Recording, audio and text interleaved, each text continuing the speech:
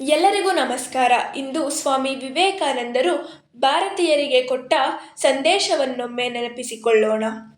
ಮಲಗಿ ನಿದ್ರಿಸುತ್ತಿದ್ದ ನಮ್ಮ ರಾಷ್ಟ್ರವನ್ನು ಸ್ವಾಮೀಜಿಯವರು ಮೇಲೆಬ್ಬಿಸಿದ್ದಾರೆ. ಅವರ ಧೀರ ವಾಣಿಯನ್ನು ಕೇಳಿ ನಮ್ಮ ದೇಶದ ಬಹಳಷ್ಟು ಜನ ಎಚ್ಚೆತ್ತಿದ್ದಾರೆ. ಬಹಳಷ್ಟು ಜನ ದೇಶ ಸೇವೆಗಾಗಿ ಮುಂದಾಗಿದ್ದಾರೆ. ಸ್ವಾಮೀಜಿಯವರು ದೇಶದಾದ್ಯಂತ ಸಂಚರಿಸಿ ದೇಶದ ಸಮಸ್ತ ಪ್ರಜೆಗಳಿಗೂ ಪರಸ್ಪರ ಸೋದರ ಸೋದರಿಯರಂತೆ ಇರಬೇಕೆಂದೇಳಿದ್ದಾರೆ. ಪ್ರತಿಯೊಬ್ಬರೂ ಮಹಾಬಲಿಷ್ಠರು ಮಹಾವೀರರು ಆಗುವಂತೆ ಕರೆ ನೀಡಿದ್ದಾರೆ. ಅವರು ಹೇಳಿದ್ದಾರೆ, ಭಗವಂತನನ್ನು ಭಜಿಸಿರಿ, ಕರ್ತವ್ಯವನ್ನೂ ಮಾಡಿರಿ, ಸಮಯ ಬಂದರೆ ಯುದ್ಧ ಮಾಡಲು ಸಿದ್ಧರಾಗಿ ಎಂದು. ನಮ್ಮ ದೇಶದ ಅನೇಕ ದೊಡ್ಡ ದೊಡ್ಡ ನಾಯಕರು ಭಗವಂತನನ್ನು ಭಜಿಸಿದರು, ದೇಶ ಸೇವೆಯನ್ನೂ ಮಾಡಿದರು. ಆದ್ದರಿಂದಲೇ ಅವರಲ್ಲೆಲ್ಲ ಅಸಾಧಾರಣವಾದ ಶಕ್ತಿ ಉಂಟಾಯಿತು. ಸ್ವಾಮೀಜಿಯವರ ವೀರವಾಣಿಯನ್ನು ಕೇಳಿ ಹೀಗೆ ಹಲವಾರು ಮಂದಿ ದೇಶಕ್ಕಾಗಿ ದುಡಿದು ಪ್ರಾಣಾರ್ಪಣೆ ಮಾಡಿದ್ದಾರೆ.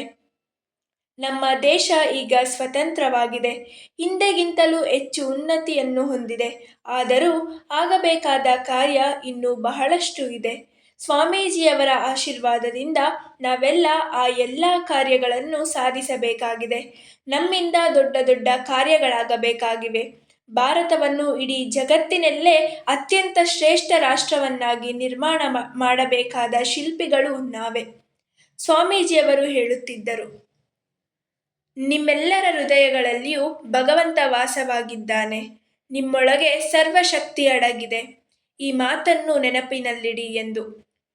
ನಾವು ನಮ್ಮ ಓದು ಬರಹದ ಜೊತೆಗೆ ನಮ್ಮ ದೇಹ ಮತ್ತು ಮನಸ್ಸುಗಳನ್ನು ಬಲಪಡಿಸುವ ಕಡೆಗೆ ಗಮನ ಕೊಡಬೇಕು ಮತ್ತು ಮುಂದೆ ಮುಂದೆ ನಮ್ಮಿಂದ ಇತರರಿಗೆ ಉಪಯೋಗವಾಗುವಂತಿರಬೇಕು.